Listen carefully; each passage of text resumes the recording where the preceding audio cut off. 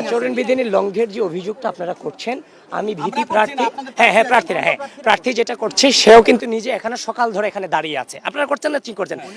আমি নিজে, উনি নিজে ভোট চাচ্ছে সেটা আমি দেখে গিয়েছি আলটিমেটলি। আর আমি প্রার্থী হিসেবে সবগুলো কেন্দ্র কি আছে আমি তো এখানে আসবো, দেখবো। এখন স্টুডেন্টরা এখানে আছে, হ্যাঁ আসসালামু আলাইকুম, এটুকু তো বলা এগুলো বিনিময় স্বাভাবিক ব্যাপার, এটা কোনো অস্বাভাবিক বিষয় না। তো আপনারা তো নিজের চোখে এটা দেখেছেন, জাস্ট অভিযোগ। হ্যাঁ দেখেন, লিফলেটের যে ব্যাপারটা বলা হচ্ছে, আমরা 2019 সালে ডাকসু নির্বাচন করেছি। তো সেখানে হচ্ছে যে আপনার হচ্ছে যে প্যানেলের যে নাম্বারগুলো, মানে ব্যালট নাম্বারগুলো, 41টা ভোটের ব্যালট নাম্বার মনে রাখাটা সত্যিকার অর্থে ডিফিকাল্ট। হয়তো বা অনেকে স্টুডেন্ট এটা না নিয়ে আসতে পারে, সেজন্য আমাদের ব্যালট নাম্বারটা শুধু এখানে রাখা হয়েছে। হ্যাঁ, ব্যালট নাম্বার এখানে ছিল। এখন ছবি সহ গতকালকে থেকে অনেকেই এটা, ম্যাক্সিমাম যত আমি প্যানেল দেখেছি অন্য সব প্যানেলই ছবি সহ এটা করেছে।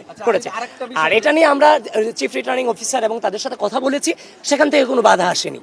যেমন আমি উদয়নে গিয়েছি, সেখানে কোনো বাধা প্রথমে বলেছিল, পরবর্তীতে কোনো বাধা ছিল না।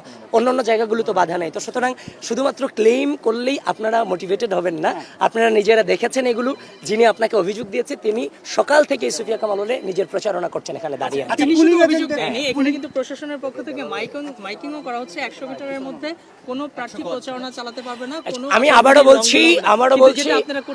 আবারও বলছি যে প্রার্থী আপনাদের সাথে কথা বলেছে তিনিও যে অবস্থা, প্রশাসন অন্যান্য সকল প্রার্থীদেরকে তাহলে উচিত এখানে না আসতে দেওয়া।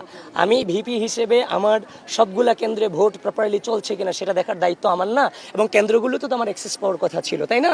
আপনারা তো গত নির্বাচন করেছেন, কেন্দ্রগুলোতে অ্যাক্সেস এখনো পর্যন্ত আমি হচ্ছে যে আপনার রোকেয়া হল টিএসসির যে কেন্দ্র, সেখানে আমি অ্যাক্সেস পাইনি। তারপর হচ্ছে যে উদয়ন যেখানে আছে সেখানেও আমরা অ্যাক্সেস পাচ্ছি না, জানি না। তারা বলছে এখানে নিষিদ্ধ। এখন ভিপিজিএস তারা তো আমি বারবার এবং আমাদেরকে দেখেন আমাদের কোনো আইডি কার্ডও নেই। এটা কোনো কথা হতে পারে? তো সুতরাং অভিযোগ দিলে তো আমরাও তো প্রচুর পরিমাণ অভিযোগ দিতে পারি। সুতরাং আমরা জাস্ট এখনো পর্যন্ত ভোটটাকে উদযাপন করতে চাচ্ছি, দ্যাটস অল। এই জন্য কোনো অভিযোগ থেকে দূরে থাকতে চাচ্ছি। আমরা চেষ্টা করতেছি প্রকাশ্যে কোনো অভিযোগ না করে এগুলো মিটিয়ে নেওয়া যায় কিনা। আমরা চাচ্ছি না যে রাজনৈতিক অপসংস্কৃতিগুলো আবার ফিরে আসে।